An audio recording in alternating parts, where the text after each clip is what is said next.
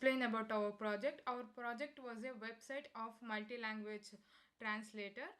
Now I am going to explain the code of our project, and after that I am showing the output of our project, how the website is working. And now I am going to share the screen of the code. State from React import.app.css. React was the core library needed for creating React components. Use state a React hook used to manage local component state. app.cs, it imports the CSS file to style the component. Next, the component definition. The function app, it defines the main functional component at app. Next was the state libraries. First, the construct input text comma state input text equals to use state. It stores the user's input text. Next, the construct output text comma set output text equals use state. Next, construct input text comma set input text equals to use state. It stores the user input text. Next, stores user input text. Next one, the construct output text comma set output text equals use state. It stores the translated output text. Construct from language comma set from language equals to use state. This was the language code of the input text. Next, construct to language comma set to language equals to use state. The language code of the target translation language.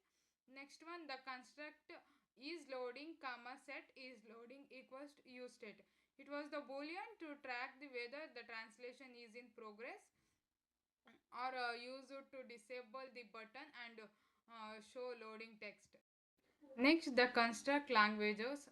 Code colon en comma name colon English.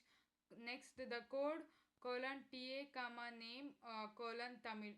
These are all the list of languages option. Each has a language code and a name. Next, the construct handle translate async. It function triggers when the user click translates. If input text dot time return prevents translation if the input is empty or white space. Next, the set is loading true, shows a loading indication. Next, the try construct URL link. Next, set loading true, it shows the loading indicator. Next, the try construct URL equals to https dot slash api my memory dot translated dot net slash get q equals encoder URIC component input text and language pair equals from language to language age. It constructs the API URL using the user input and selected languages. Encode URI component safely encodes the input for use. Next, constructs the API URL using the user input and selected languages. Encode the URI component safely encodes the input for use in a URL. Next, the construct response await fetch URL. Construct data equals await response dot json calls the API and gets the response. Next, if data dot response status equals 200, set output text data dot response dot data dot translated text. If the API call is successful, update the output text with the translate. Else, set output text translate error plus data dot response message. It handles any non 200 error response.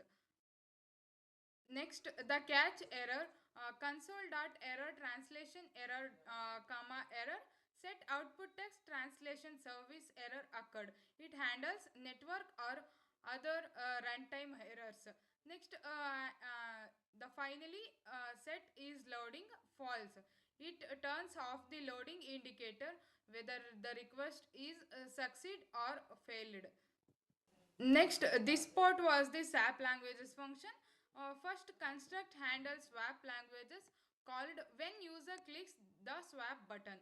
Construct temp equals from languages, set from language to language, set to language to temp.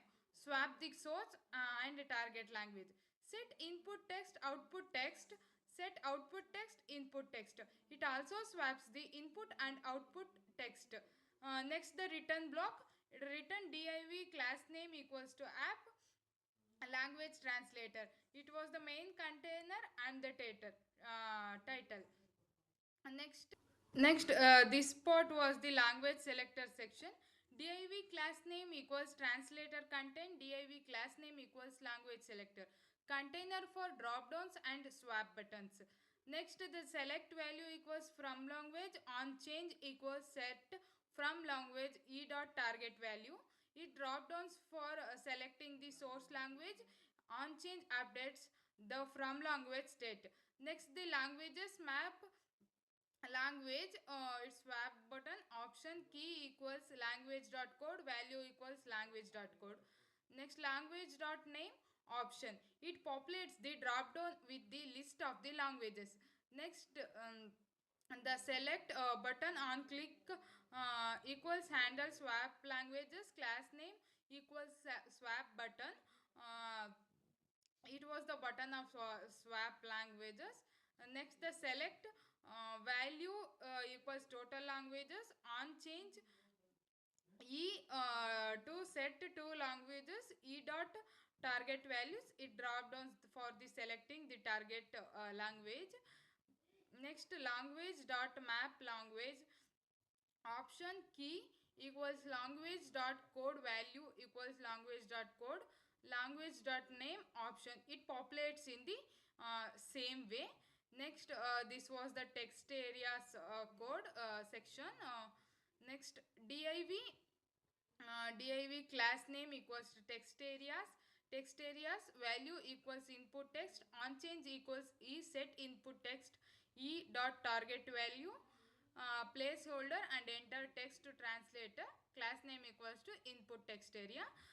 This was the user input box code. And next, text area value equals output text. Read only placeholder equals translation will appear here. Class name output text area. This was the output text area. Read only, so users can edit it. Next, is loading button.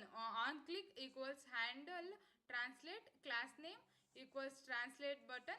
Disable equals to is loading input text trim. Next, is loading translating colon translate button, it translates the buttons calls handle translate function. Disables when input is empty. It show translating when the waiting is a response. At last, export default app, it makes this component available for use in other files like a index.js. Now this was the code of our project to build our website on a multi-language translator topic. This was the output of our project. uh, what is here I am type the what is your name, and it translated to a Spanish